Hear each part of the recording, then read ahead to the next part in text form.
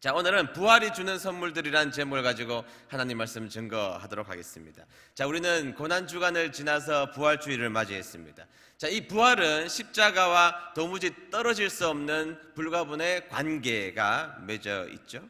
십자가 없이 부활의 열매를 맺을 수가 없고, 부활이 없는 십자가는 공허한 메아리에 불과한 것이기 때문에 십자가와 부활은 항상 같이 이야기할 수밖에 없는 내용인 것입니다. 자, 여러분, 십자가 근처에 있었던 사람들에 대해서 여러분들이 알고 계시나요? 자, 십자가 근처에는 어떤 사람들이 있었나요? 제가 오래전에 십자가 근처에 있었던 사람들에 대한 설교를 조금 한 적이 있는데요, 조금 상기를 좀 처음에 시켜드리면, 요한복음 19장 25절을 한번 볼까요? 요한복음 19장 25절의 말씀을 우리 다 같이 한번 읽어보도록 하겠습니다. 시작. 예수님의 십자가 곁에는 예수님의 어머니와 예수님의 이모 글로바의 아내 마리아와 막달라 마리아가 서 있었습니다. 아멘. 자, 오늘 읽었던 지금 이 말씀을 통하여서, 자, 정확하게 말하면 십자가 아래 이렇게 말할 수 있죠. 자, 십자가 아래에는 어떤 사람이 있었느냐? 자, 예수님의 어머니가 마리아죠. 그리고 여기 등장하고 있는 예수님의 이모와 글로발의 아내는 동격이라고 봅니다. 그러니까 여기도 역시 마리아입니다. 자, 예수님의 어머니 마리아가 한 명 있죠. 그 다음에 예수님의 이모 마리아가 있었던 것으로 말하고 있습니다. 그리고 막달라 마리아가 예수님의 십자가 아래에 있었다, 이렇게 강조하고 있는 장면을 우리가 볼 수가 있습니다. 자, 십자가 아래에 이 마리아 말고 많은 사람들이 없었을까요? 아니요, 많은 사람들이 있었을 것입니다. 그런데 성경은 유독 십자가 아래에는 마리아들이 있었다는 것을 성경에서 강조하고 있는 이 강조점을 여러분들이 정확하게 알아야 한다는 것이죠. 자, 십자가 아래에는 누가 있었다고요? 마리아들이 있었다. 한번 따라해 보겠습니다. 마리아들이 있었다. 네, 마리아들이 있었다는 것입니다.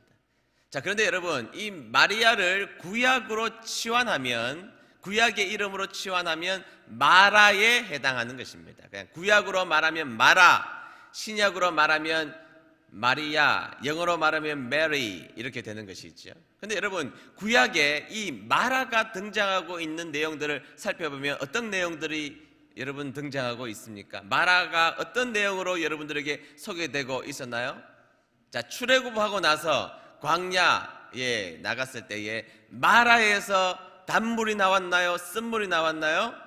쓴물이 나오게 되었죠. 자, 쓴물, 먹을 수 없는 쓴물을 맞이했던 그들은 그곳을 고통스럽게 생각했습니다. 그래서 이 마라의 뜻은 고통이라는 뜻을 가지고 있습니다. 자, 마라의 뜻은 어떤 뜻을 가지고 있다고요? 고통이라는 뜻을 가지고 있습니다. 자, 이것이 구약의 첫 번째 등장하고 있는 마라에 해당하는 내용이죠. 자, 두 번째 마라가 등장하고 있습니다. 자, 모압 드림을 꿈꾸러 갔던 나오미가 모압에서 완전히 망해버리고 말죠. 자기의 남편이 죽고 자신의 두 아들을 그 모압 땅에 묻고 처량하게 자신의 고향 실패한 자가 되어서 온 세상의 절망을 끌어안고 자신의 고향 베들레헴으로 돌아오는 길이었습니다. 그 베들레헴에 있었던 사람들이 저기 동구 밖에서 나오미가 걸어오는 것을 보면서, 야, 나오미야, 이렇게 나오미를 환영하며 나오미의 이름을 부르자 나오미가 뭐라고 이야기합니까? 지금부터는 나의 이름을 더 이상 나오미라고 부르지 말고 뭐라고 불러라? 마라라고 불러라, 이렇게 말하고 있죠. 자, 나오미는 기쁨이라는 뜻을 가지고 있습니다.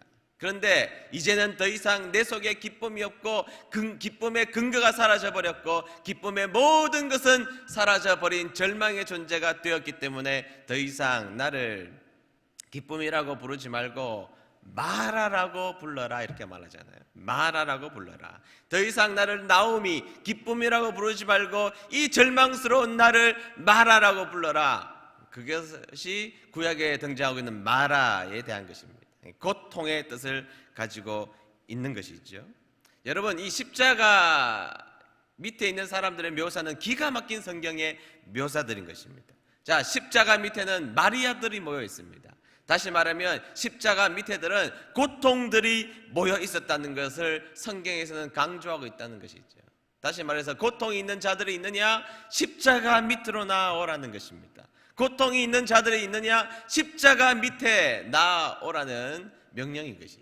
그래서 십자가 밑에는 마리아들이 있었다는 것을 강조하고 있습니다. 자, 조금 더 이야기해 봅시다. 자, 그러면 십자가 옆에는 누가 있었습니까? 네, 우리가 잘 알듯이 두 강도가 있었죠.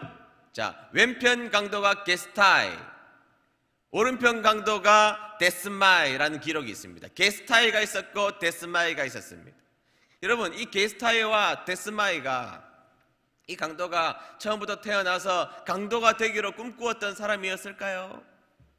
아닙니다. 삶을 살다가 어떻게 살다 보니 삶의 어떤 소용돌이에 빠져 있던 자신의 모습을 되돌아보니 이미 강도가 되어버리고 말았던 것입니다.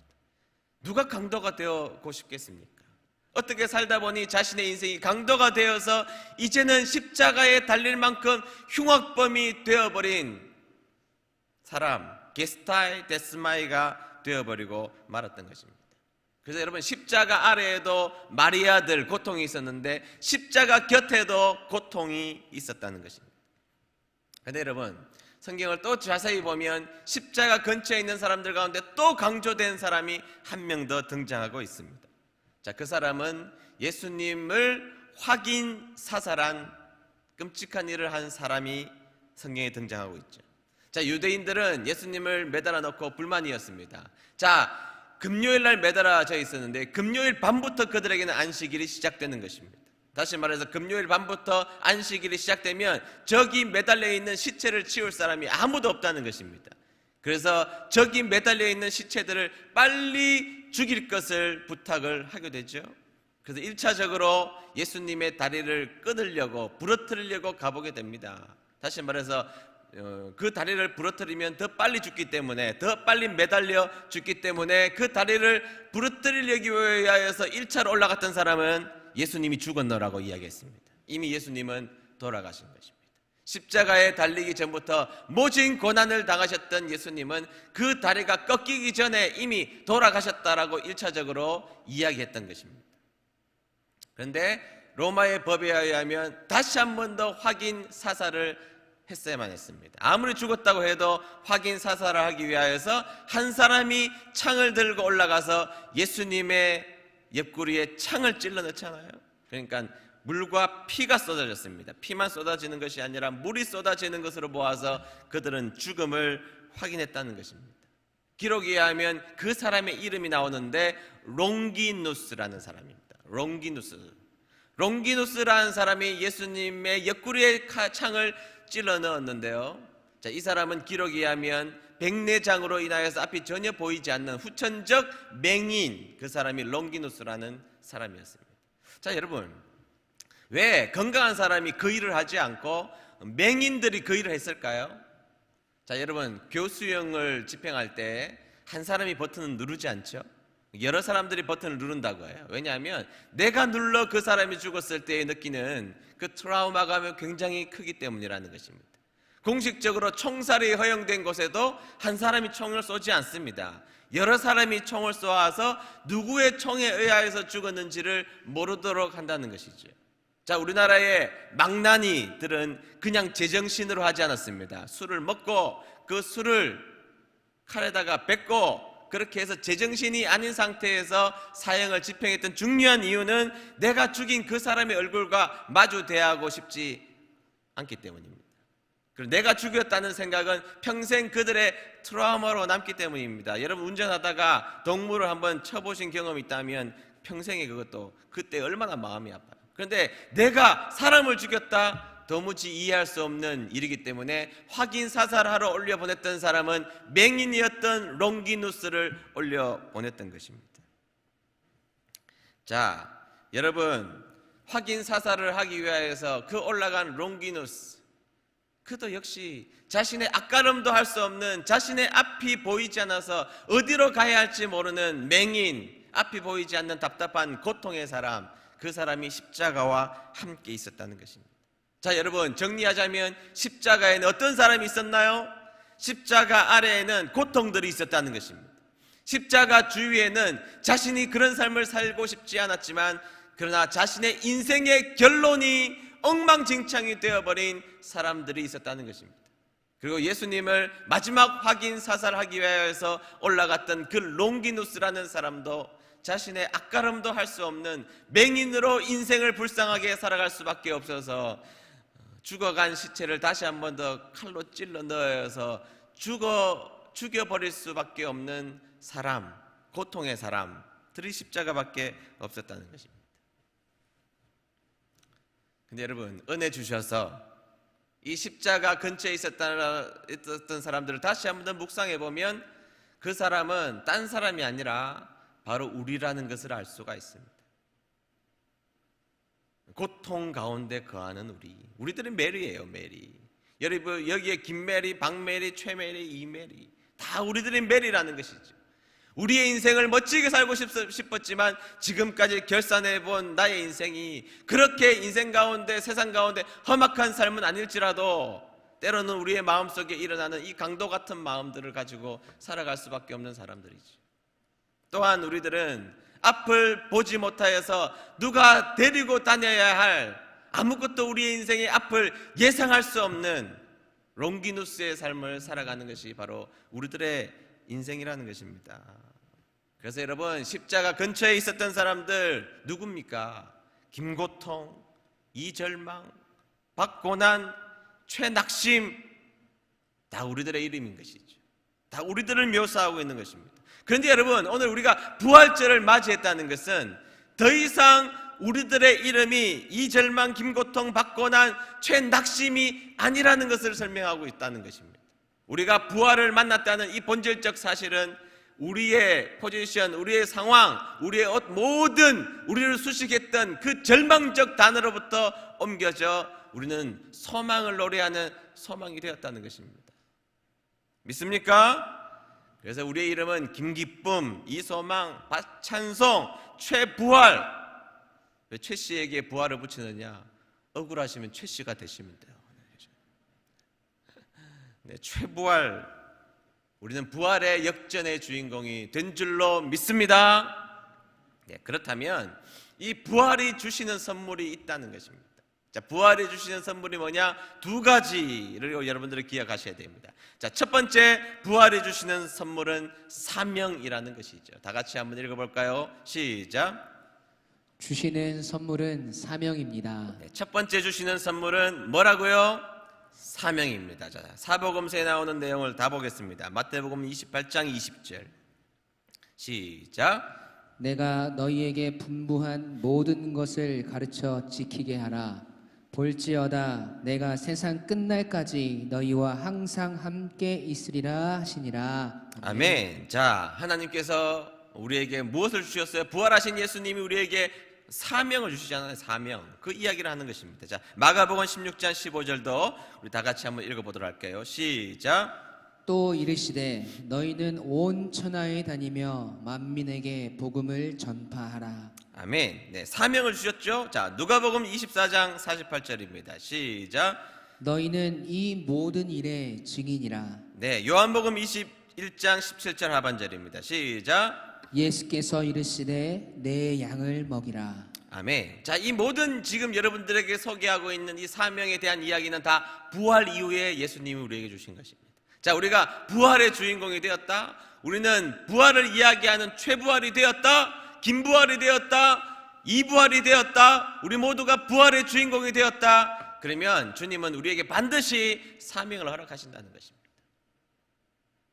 여러분, 교회를 그냥 나와서 예배만 드리고 가는 것이 부활을 경험한 사람들의 모습이 아닙니다. 부활을 경험했으면 주님의 복음을 전해야 되고 주님이 교회에서 감당하게 하시는 사명들을 우리의 인생에서 감당해야 되는 것, 이것이 바로 부활의 사람들이라는 것입니다. 여러분, 좀 전에 소개했던 그 롱기누스라는 사람이 있잖아요. 앞이 보이지 않아서 백내장이로 말미암아 앞이 보이지 않아서 그런 일들을 하면서 살아가야 됐던 그 비참했던 롱기누스, 이 이야기로 다시 돌아가 볼까요? 자, 로마의 특별 전령으로 병사가 되었던 롱기누스는 심각한 백내장으로 장님이라고 말씀을 드렸습니다. 자, 그가 그 십자가로 올라가서 예수님의 옆구리를 확인한 다음에 창을 찔러 넣었습니다. 자, 그 순간 예수님은 돌아가셨기 때문에 피와 물이 그의 눈으로 쏟아져 버리고 만 것이죠.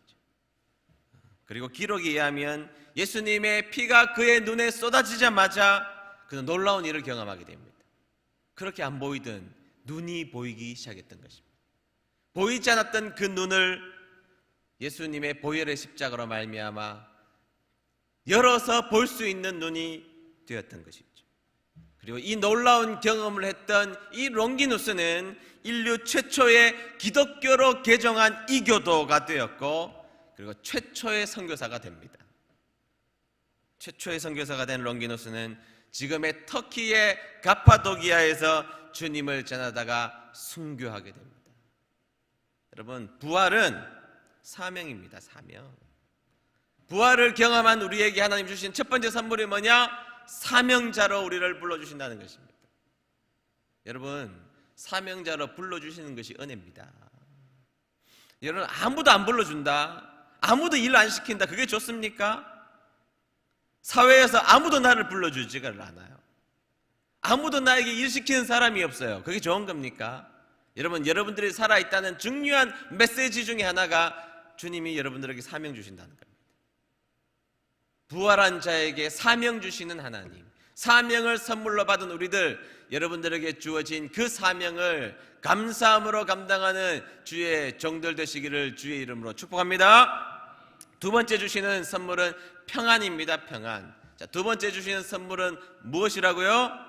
평안입니다. 다 같이 한번 읽어봅니다. 시작. 두 번째 주시는 선물은 평안입니다. 네, 마태복음 28장 9절 상반절을 보도록 할까요? 네, 다 같이 읽습니다. 시작. 예수께서 그들을 만나 이르시되 평안하냐 하시거늘 누가복음 24장 36절 하반절입니다. 쉬운 성경으로 시작. 그리고 그들에게 말씀하셨습니다. 너희가 평안하냐? 네, 요한복음 20장 21절 시작.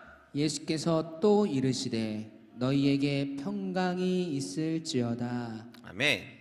자, 주님이 부활하신 다음에 우리에게 주시는 귀한 선물이 뭐냐? 평안입니다. 평안. 여러분, 십자가 앞에서 어떻게 우리가 평안할 수가 있습니까? 십자가만 놓여져 있다, 어떻게 평안할 수가 있습니까? 십자가를 내가 져야 한다, 아무리 믿음 좋은 자일지라도 주기철 목사님이 그 무시무시한 목판을 걸을 때에 사시나무 떨듯이 떨었던 것은, 십자가는 우리에게 고통을 말하는 것입니다. 십자가를 질 때 우리에게 고통이 있습니다. 그런데 져야 하죠. 그런데 여러분, 어떻게 질 수 있습니까? 자, 사명을 어떻게 감당할 수 있습니까?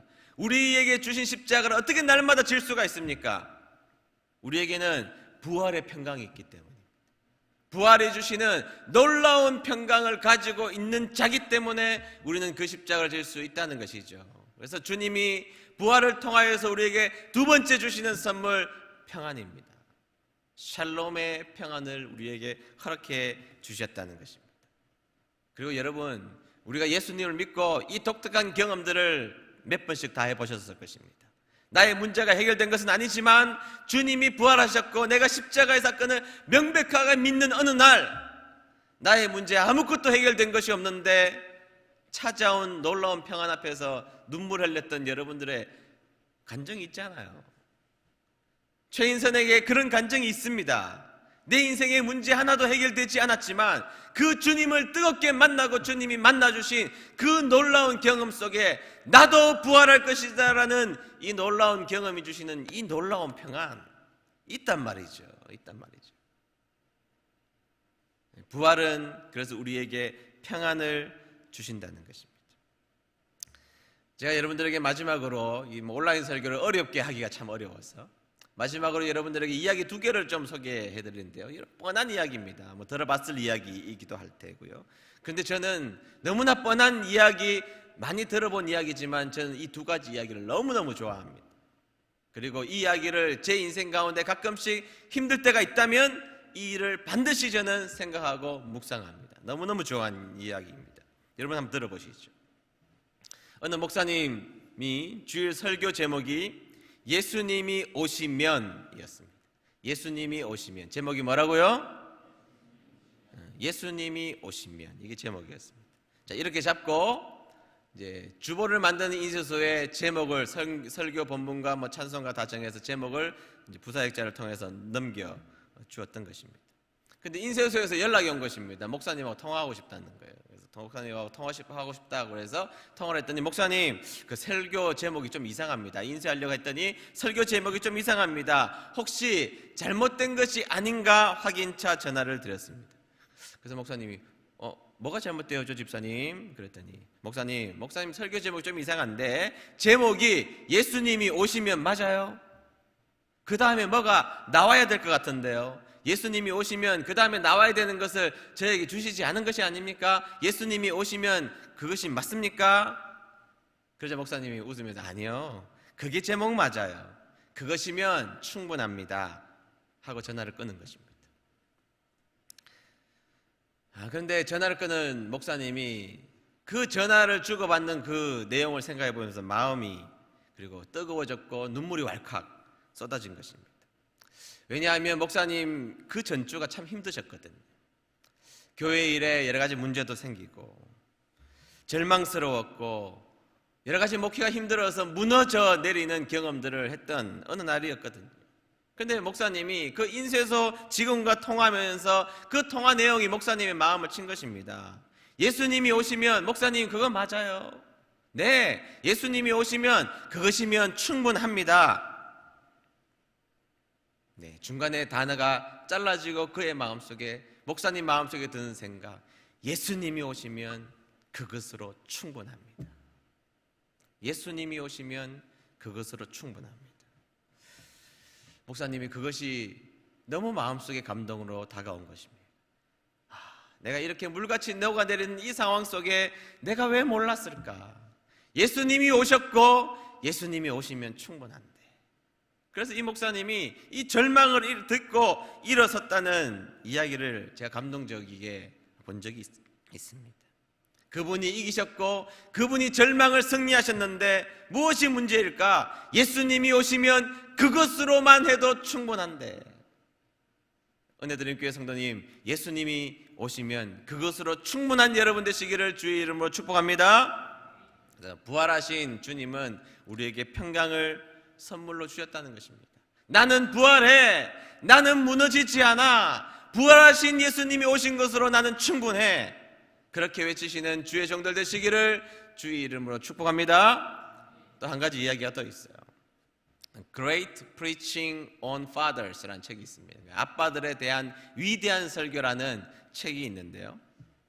그 책에 보면 오페라 가수 힐딩 할버슨이라는 사람이 나와요. 이게 제가 영어로 된 것이라서 할딩 힐버스로 읽어야 될지 힐딩 할버슨이라고 읽어야 될지는 잘 모르겠는데 그냥 힐딩 할버슨이라고 소개하죠.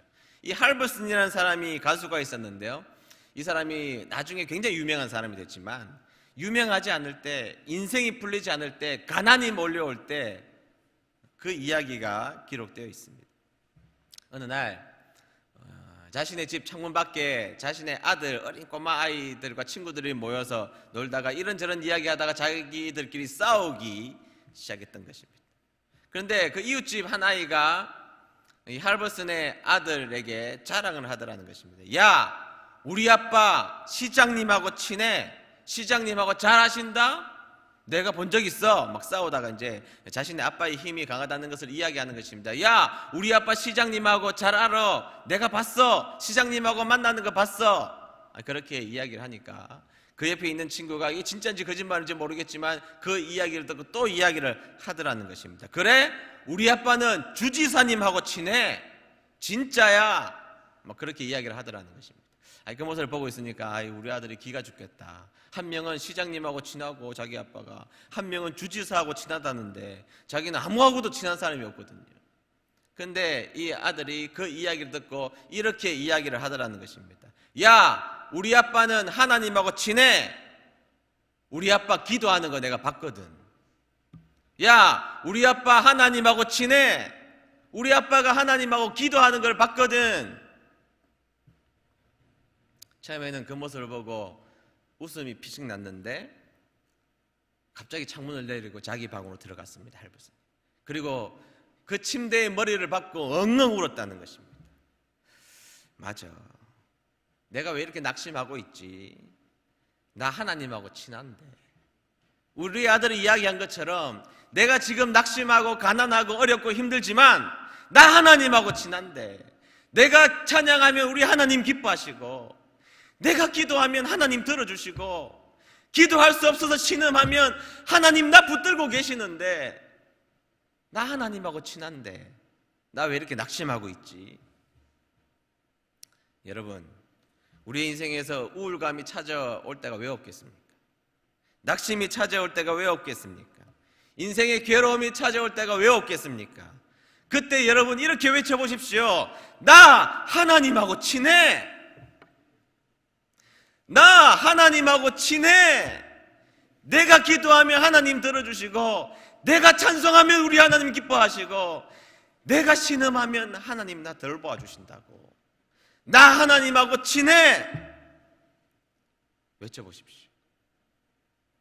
그 외침이 여러분들의 어둠을 밝게 만들어 주실 줄로 믿습니다. 십자가는 나를 위한 고난이라면 부활은 나를 일으켜 세우신 능력인 줄로 믿습니다. 힘들 때 외치십시오. 나 예수님하고 친해. 나 부활하신 예수님이 내 편이야. 예수님이 나를 돌보고 계셔. 내가 기도하면 예수님이 들으셔. 내가 찬송하면 우리 예수님 기뻐하셔. 나에게 찾아온 절망과 슬픔에게 말하십시오. 너 어쩔 건데? 절망 너 앞으로 어떡할 건데? 나 예수님하고 친하다고. 그 외침이 여러분들을 절망에서 건지시며 여러분들을 평안의 자리로 인도하실 줄로 믿습니다. 기도하겠습니다.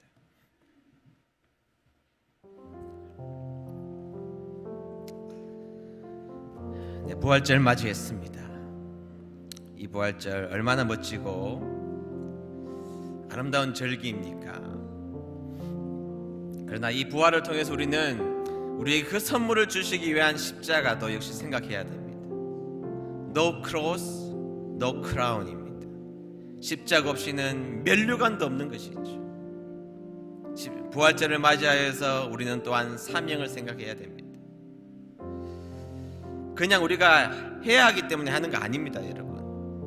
부활의 놀라운 경험을 한 우리들, 그리고 부활이 우리 것이라고 믿는 우리들은 사명 앞에서 전진할 수 있는 것이죠. 그리고 부활은 우리에게 놀라운 평강을 허락해 주십니다. 여러분, 오늘 여러분 주위에 어둠이 있다면 외치십시오. 여러분들에게 상처가 있다면 외치십시오. 여러분들의 어두운 터널이 있다면 외치십시오. 나 부활하신 예수님하고 친해. 나 예수님하고 친하다고. 뭐가 문제인데? 스스로에게 외치십시오. 낙심의 그늘 속에 비가 주르륵 내리는 여러분들의 인생 앞에 낙심이 있다면 여러분 스스로에게 외치십시오. 너 예수님하고 친해. 너 예수님하고 친하다고. 도대체 뭐가 문제인데? 오늘 그 부활의 은혜가 여러분들의 은혜인 것입니다. 오늘 다 같이 기도할 때, 주님, 때로는 우리의 인생에서 만나는 낙심된 일 때문에 낙심할 만해서 낙심하지 않도록 도와주시고, 오늘 부활의 정신으로 살아가는 저희들 되게 도와주시며, 주신 사명 꾸역꾸역 잘 감당하여 우리 하나님 기뻐하시는 그 자리에 서는 저희들 되게 도와주십시오. 다 같이 우리 합심하여서 우리 1분간만 기도하도록 하겠습니다. 기도하겠습니다.